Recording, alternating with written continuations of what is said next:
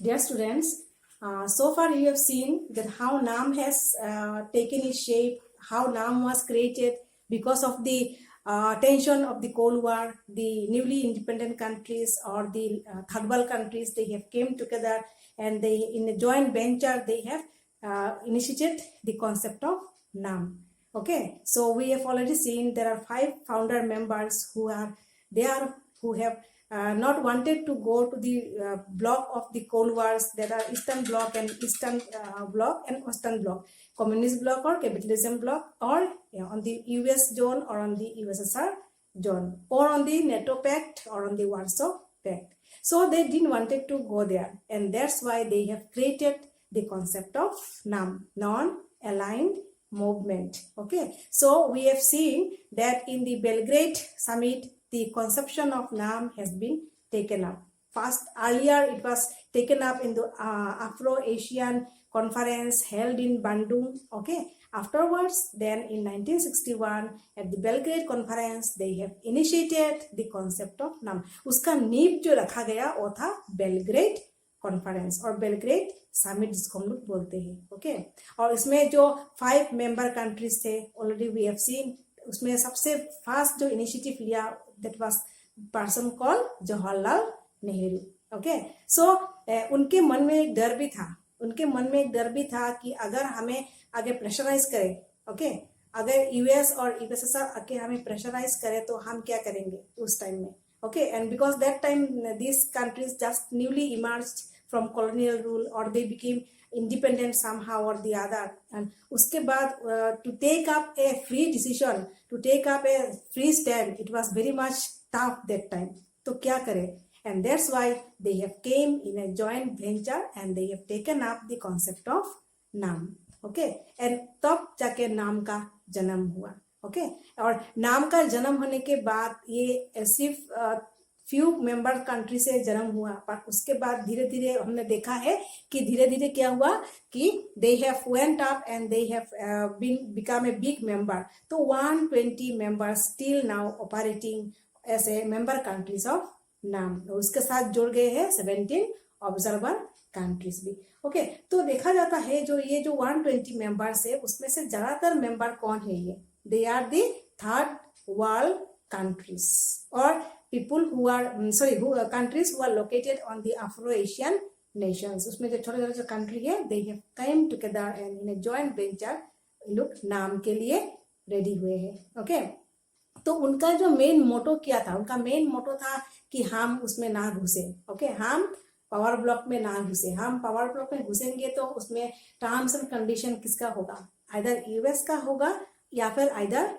USSR का होगा, and या फिर नेटो पैक्ट और वार्सो पैक्ट. और उसमें घुसेंगे तो फायदा किसका होगा, ऑब्वियसली फायदा सुपर पावर कंट्रीज का होगा. तो इसमें इतना उसमें नहीं घुसता था, और क्योंकि उस टाइम में people are suffering in this in new independent countries from poverty, economic backwardness, government is trying up to set up a new types of government. और ये सब स्ट्रगलिंग में, ये सब कश्मकश में, फिर उस टाइम में फिर किसी एकदम पावरफुल ब्लॉक में शामिल होना ये बहुत मतलब डेंजरस था उस टाइम में. ओके, तो इसके कारण उन्होंने क्या किया, उन्होंने नाम को क्रिएट किया. ओके, तो नाम का जो क्रिएशन का जो उद्देश्य था वो बहुत कुछ था. हाँ, बहुत कुछ था, बट फर्स्ट ऑफ ऑल जो अगर हम लोग एक लाइन में अगर हम लोग बोलेंगे कि मेन एम क्या था, तो मेन एम था not to join up any power blocks and not to enter in a cold war tension. तो यही था मेन उद्देश्य उनका, मेन एम उनका. उसके बाद बहुत सारा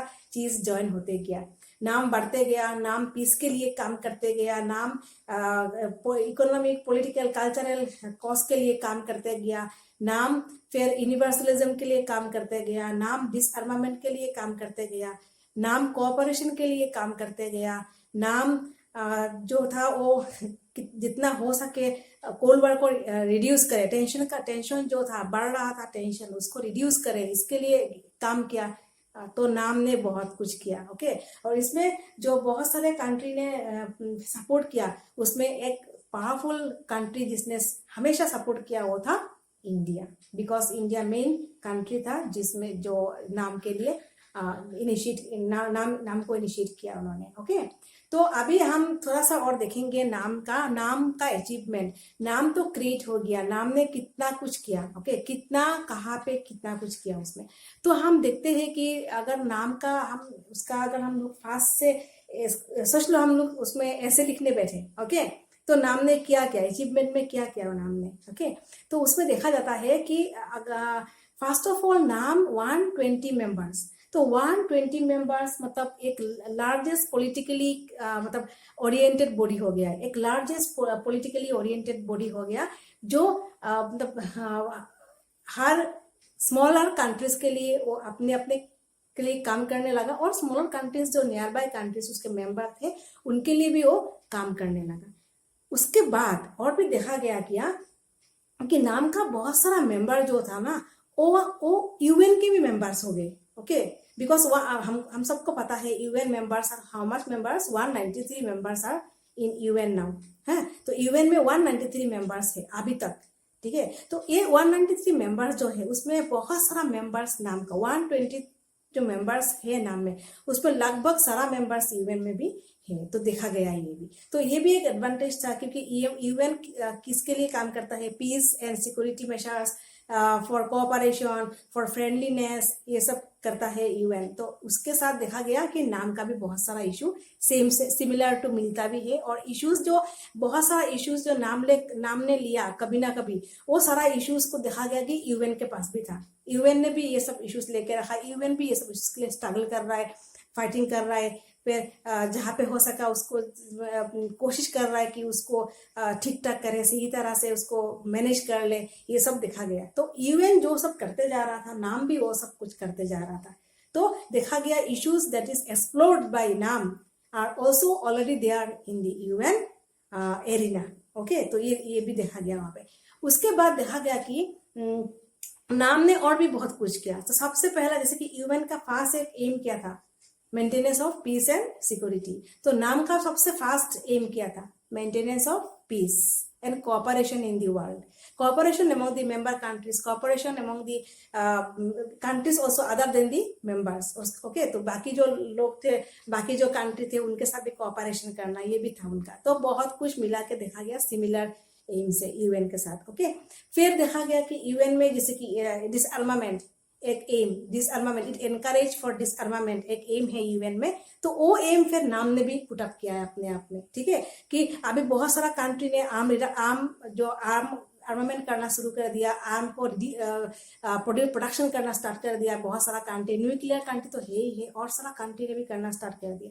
तो ये फ्यूचर में डेंजरस होते जा रहा था। तो ये सब कुछ थमाने के लिए, तो इसको रिड्यूस करने के लिए उन्होंने डिसआर्मामेंट पॉलिसी के लिए भी बढ़ावा दिया है। ओके, तो it went, it promoted for piece, it promoted for cooperation, it promoted for डिसआर्मामेंट also. Okay, फिर देखा गया कि नाम जो है वो फिर बहुत सारा कंट्री, जब जो कंट्री जो इंडिपेंडेंट नहीं हुए, ओके, स्टिल नाउ जो स्ट्रगलिंग में जा रहे थे, ओके, उनके लिए भी उन्होंने बहुत सारा इश्यूज को खड़ा किया। उन्होंने they have pleaded for self germination. Okay, उन्होंने सेल्फ जर्मिनेशन के लिए प्लीड किया।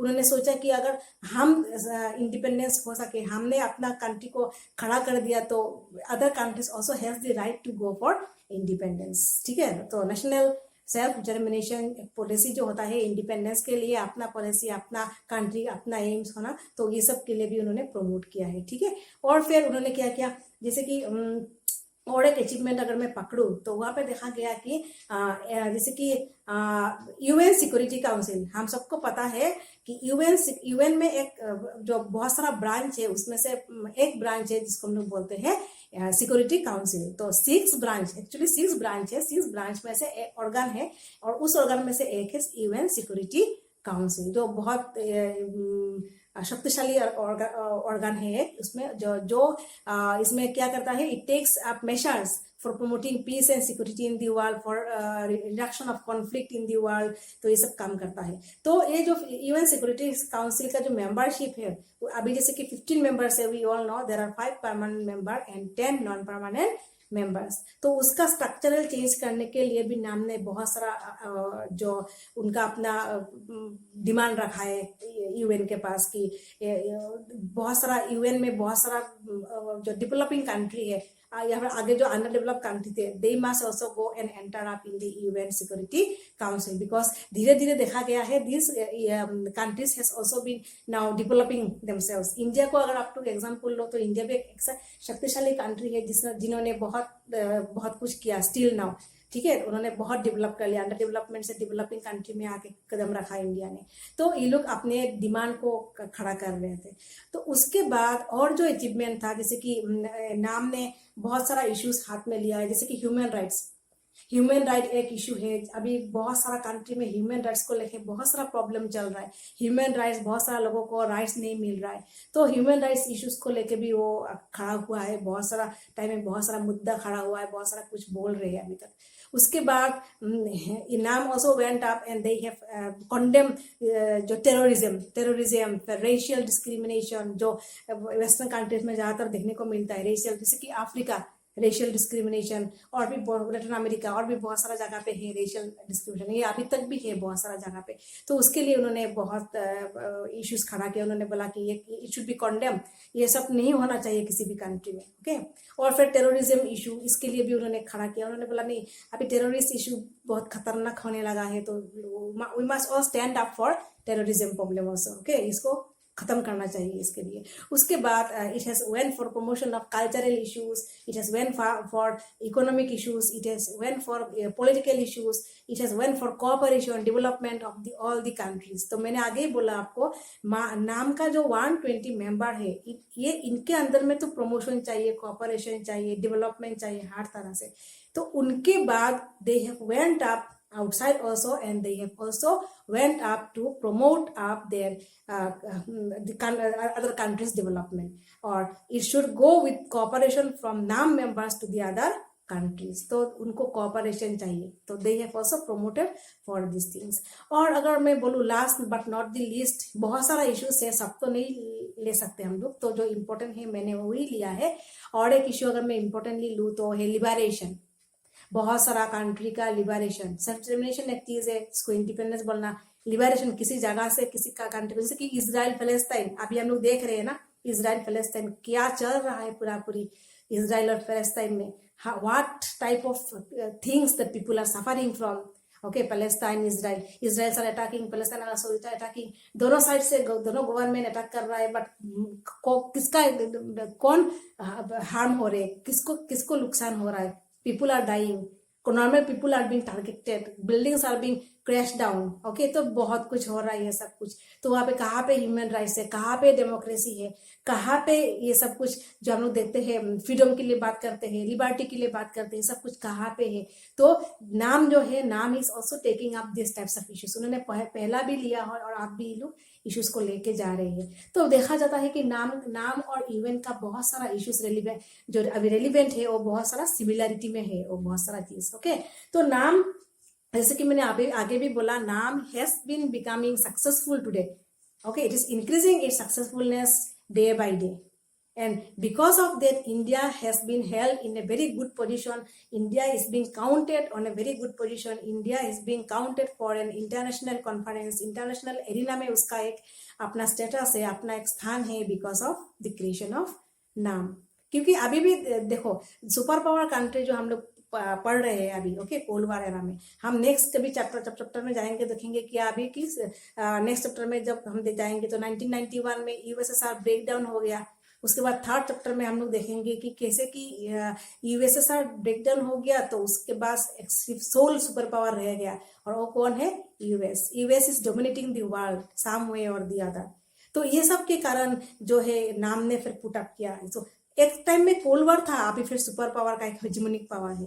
तो ये सब कुछ खत्म होना चाहिए। Every country should be treated in their own way, independently, liberally, और सबका अपना अपना से होना चाहिए। इकोनॉमिक स्टेटस किसी का कम है, किसी का ज्यादा है, वो तो डिफरेंट बात है, but all must be treated in a very rightly manner और इक्वल मैनर हम बोलेंगे। और हमें देश में शांति चाहिए। पूरा अगर देश में शांति नहीं हो तो बहुत प्रॉब्लम है, जो हम लोग अभी देख रहे हैं इजराइल और फिलिस्तीन में, ओके।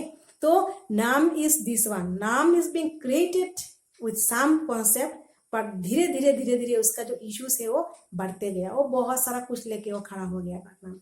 तो NAM is today one of the successful organisation जो अभी भी रनिंग कर रहा है, चल रहा है।